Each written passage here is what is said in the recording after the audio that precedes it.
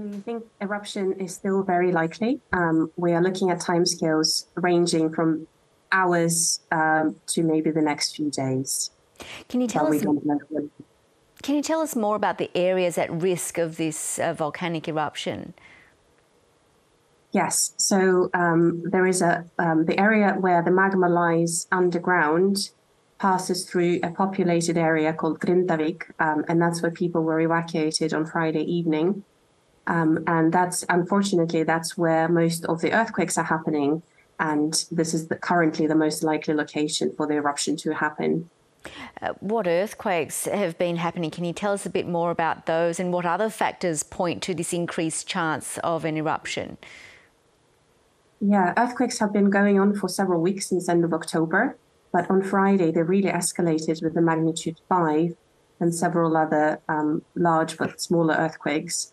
And that was one of the triggers for the evacuation, because the earthquakes combined with satellite images showed us that magma was moving upwards and it was accumulating at a very high rate. So it was thought to be safe to evacuate people at that point. Since then, the earthquakes have been becoming less frequent and smaller, but that alone is not a sign that the eruption is now out of the question. In fact, often the earthquakes pause or at least diminish several days before the eruption takes place. And Evgenia, do we know how big an eruption scientists are expecting? We don't know at this stage, but it is likely at the moment that the eruption is not going to be very large. It might be similar to the eruptions we've seen over the last 3 years in this general area. On Friday, there were concerns that the magma was accumulating at such a high rate that we might be seeing a disastrously large eruption. But fortunately, now it seems like the most likely scenario is a small eruption. Well, still, nearby landmarks have been closed as a precaution. Residents have been evacuated, as we've been reporting. What danger could they possibly be facing? So eruption in this part of Iceland would be lava flows, similar to what people might have seen on Hawaii. So it's not ash clouds that could disrupt international air traffic. So most of the hazards are to the local houses, to the local infrastructure from lava flows. And how long do you think residents might need to stay away for?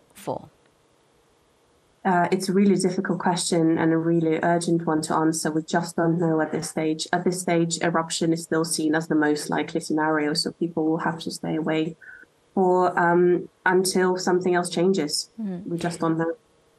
Tell us a bit more about why Iceland is one of the most geologically active regions in the world. Iceland is a very remarkable place. So we have what is called a mantle hotspot, where magma comes from really deep to the surface, similar to Hawaii. But we also have a mid-ocean ridge running through the country. So this is where European tectonic plates and the North American tectonic plate are moving apart, allowing new magma to come up and new land to be created. So those two magma sources combined mean that we have eruptions on average every 3 or 4 years in Iceland. Well, this particular eruption that we're expecting, is it a rare event?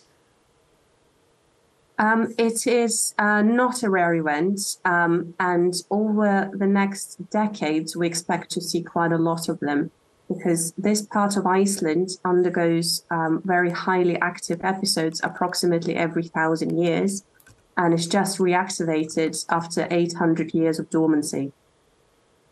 Well, thank you so much. We've learnt a lot talking to you, and we will keep an eye out for this eruption that is expected. Evgenia Ilyinskaya, thank you.